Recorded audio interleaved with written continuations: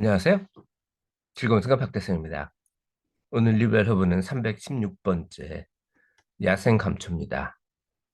이것도 번역은 없어요. 번역이 없어서 여러 개의 영어 통명 중에 제가 하나를 골라 잡았습니다. 생긴 건 이파리가 이렇게 널쩍하고 꽃이 총상 꽃차례로 이렇게 피는 건데요. 통명부터 보겠습니다. 학명. 학명은 아랄리아 레스모사. 이게 아메리칸 종이고요. 그리고 두 번째 종이 있는데 누디 카올리스 이렇게 됩니다. 이거는 뿔인데요. 야경 부위가.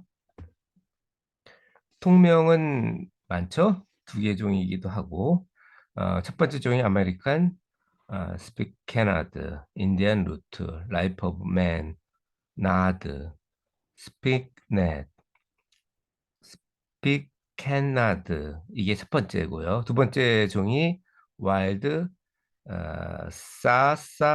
사사바릴라. 우리가 사사바릴라는 한번 했죠. 레빗 루트, 스몰 스픽 캐나드, 와일드 리콜라이스 이렇게 돼 있고 한글은 야생감초로 제가 번역을 했습니다. 북미연산의 다행성 식물이고요. 풍부한 삼림 지역에서 자생합니다. 줄기는 뭐 대충 1m 내외, 18피트 인치가 평균인데요. 그 정도로 성장하고 어긋나는 난형 혹은 구형으로 핍니다. 여기 보시면 어긋나시는 걸 볼 수 있죠.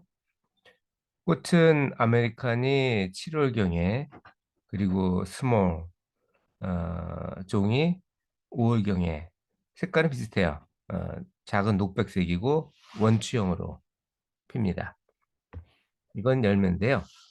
효능은 발황제, 흙문제가 공통적인 성능이고 아메리칸 종은 거담제 그리고 스몰 종은 이뇨제로서의 효과가 추가돼 있고 류마침, 류마티즘이나 천식, 기침에 효과가 있으며 외용을 해서 피부 질환에도 도움이 됩니다.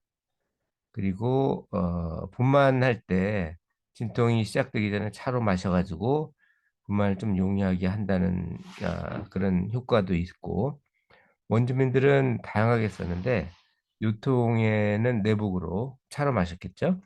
그리고 상처나 타박상, 종기 이런 쪽은 외형으로 뭐 발라주는 형태로 그렇게 썼습니다. 혹은 뭐 염증이나 흉통 개선도 했고요.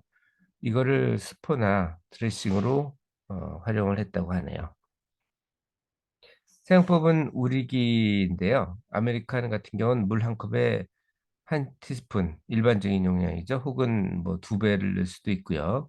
그래서 하루에 한두 컵 정도를 마시면 되고 스몰 종은 물 1리터에 이온스를 1시간 우리는데 우리는 게 보통 5분에서 10분 사이인데 1시간이면 꽤 오래 우리죠. 그리고 이온스가 어느 정도 양인지는 뭐 지금까지 제 약초에 대한 얘기를 들어보신 분은 다 아시겠지만 이온스가 소주잔 한 컵 분량입니다. 그러니까 물 1리터에 소주 컵 2컵 분량의 약초를 넣으면 되겠죠.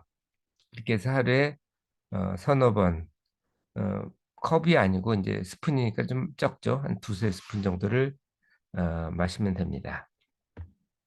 자, 이 내용은 제가 다음 카페 497번에 정리를 했으니까 어, 더 필요한 내용이 있으신 분들은 그걸 보시면 될 것 같고요.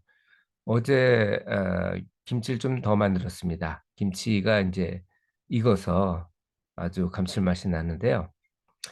그래서 그걸 이제 이해를 했어요. 저희 부모님들 같은 경우는 겨울에 연탄 들여놓고 그리고 김장하면은 월동 준비 다 끝났다 이렇게 생각을 하셨는데 저도 뭐 그런 기분이더라고요. 겨울에는 아무래도 채소가 좀 비싸겠죠. 예전처럼 구할 수 없는 건 아니겠지만 그런데 김치를 많이 해놓으니까 든든해요. 특히 이게 맛있다 보니까 건강에도 좋고 그래서 올 겨울은 건강하게 보낼 수 있을 것 같습니다. 여러분도 김치 뭐 사서 드시는 분들도 있겠지만 저 혼자 살거든요. 유학 중이라 근데 뭐 한번 만들어 보시는 것도 괜찮을 것 같아요. 가격도 훨씬 싸고 특히 캐나다는 그렇습니다. 한국은 뭐 중국산이 있어서 어떨지 모르겠는데 직접 만들어 먹으면은 좀 더 싸고 싸진 않을지 모르겠는데 중국산에 비해서는 위생적으로 영양가 있는 거를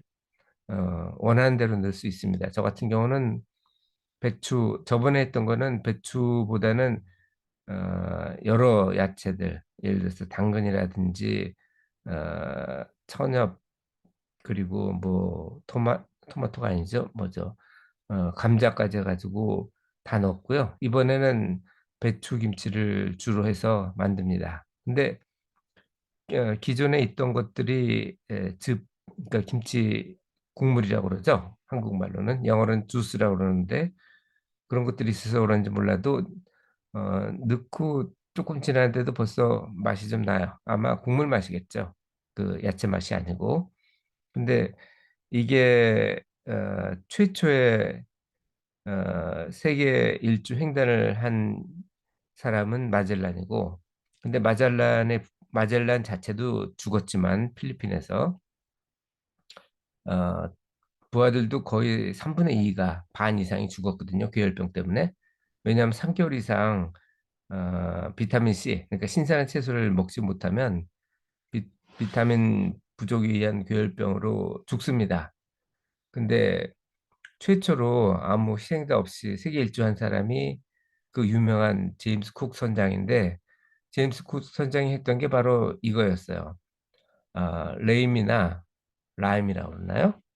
근데 라임 같은 경우는 좀 구하기 쉽지 않죠. 그래서 했던 게 그 독일식 절임, 김치하고 비슷한 거죠. 어떻게 보면 그걸 먹였다고 해요. 그래서 한 사람도 다치지 않고 질병에 걸려서 죽지 않고 영국으로 돌아왔다고 합니다.